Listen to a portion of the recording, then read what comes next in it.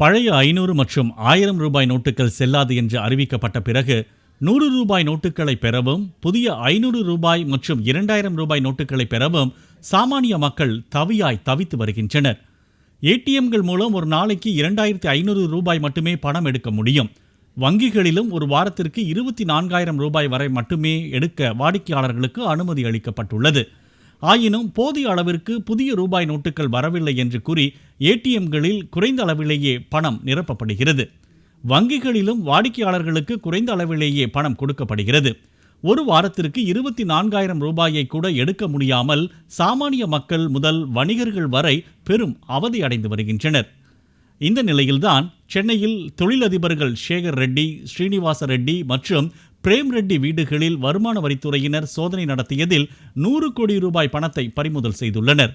பறிமுதல் செய்யப்பட்ட பணத்தில் 10 கோடி ரூபாய் அளவிற்கு புதிய ரூபாய் நோட்டுகள் இருப்பதும் கண்டுபிடிக்கப்பட்டுள்ளது. சாமானிய மனிதர்கள் ஒரு நாளைக்கு 2500 ரூபாய் எடுக்க ஏடிஎம்களில் கால் கடுக்க காத்து நிற்கும் நிலையில் தொழிலதிபர்கள் வீடுகளில் மட்டும் 10 கோடி ரூபாய் புதிய நோட்டுகள் எப்படி இருந்தது என்கிற கேள்வி எழுந்துள்ளது. வங்கிகள் மூலமாக மட்டுமே புதிய ரூபாய் நோட்டுகள் விநியோகிக்கப்பட்டு வருகிறது. அதுவும் ஒரு வாரத்திற்கு 24,000 ரூபாய் வரை மட்டுமே ஒரு வாடிக்கையாளருக்கு வங்கிகள் பணத்தை கொடுக்கின்றன.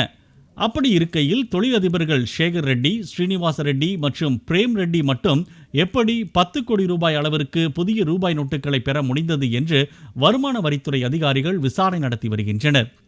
20 விழுக்காடு கமிஷனுக்கு பழைய ரூபாய் நோட்டுகளை கொடுத்து புதிய ரூபாய் நோட்டுகளை சேகர் ரெட்டி உள்ளிட்ட தொழிலதிபர்கள் வங்கி அதிகாரிகளிடம் இருந்து பெற்று இருக்கலாம் என்று சந்தேகிக்கப்படுகிறது. எனவே விரைவில் வங்கி அதிகாரிகள் சிலரும் இந்த விவகாரத்தில் சிக்குவார்கள் என்று எதிர்பார்க்கப்படுகிறது.